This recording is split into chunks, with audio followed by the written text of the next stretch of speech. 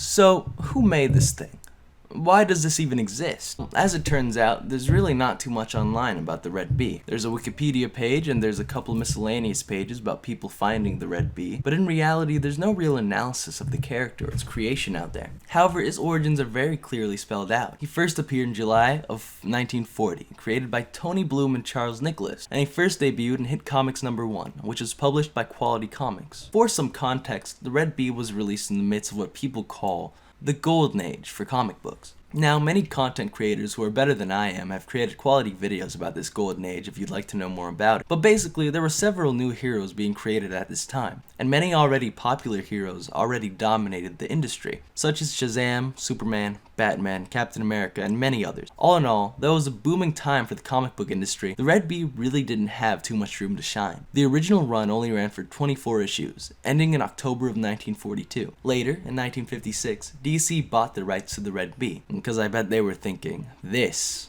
has potential. So, who were Tony Bloom and Charles Nicholas, the creators of a legend? Well, according to Wikipedia, because as we know, Wikipedia is a very reliable source, Audrey Anthony Tony Bloom was born in 1918, and she was a comic book writer during the 30s and 40s. As it turns out, she was actually a fairly significant name in comics, being one of the first women to write in a male-dominated industry. Her story is quite an interesting one, and really warrants a video of its own, but her legacy is much more than the Red Bee. However, this video is about the Red Bee, not Tony Bloom. Now, who was Charles Nicholas? Well, that opens up a whole new rabbit hole. As in actuality, Charles Nicholas was a pseudonym used in the comic book industry by three people: Chuck Quidera, Jack Kirby, and Charles Wojciechowski, which I have no clue if I'm saying that right. So the question is, which one helped in the creation of the Red Bee? Well, it turns out that it was probably Charles Wojciechowski, according to Pappy's Golden Age, Comics Blogzine, and ComicTeams.com.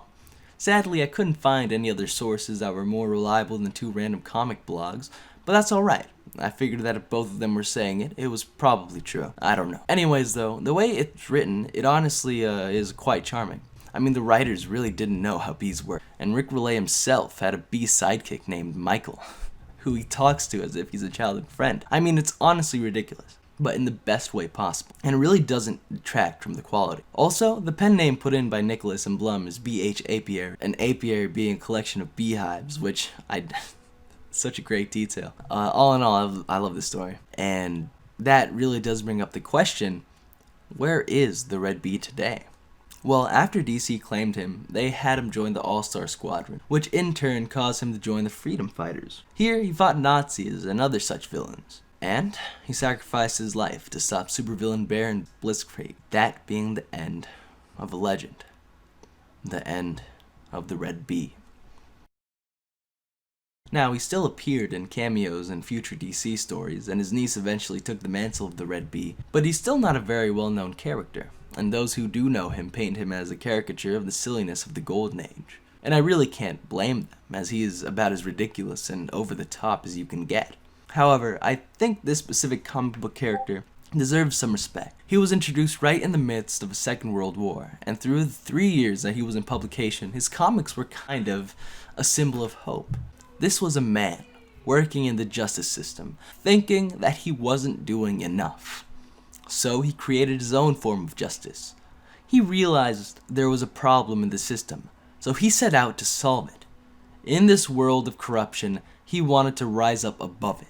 To me, that is a tale of heroism, and though there are many other stories that do it better, the absurdity of his story is respectable in its own right. Though many have forgotten him, I hope that those who do remember him treat him with the love and respect he deserves.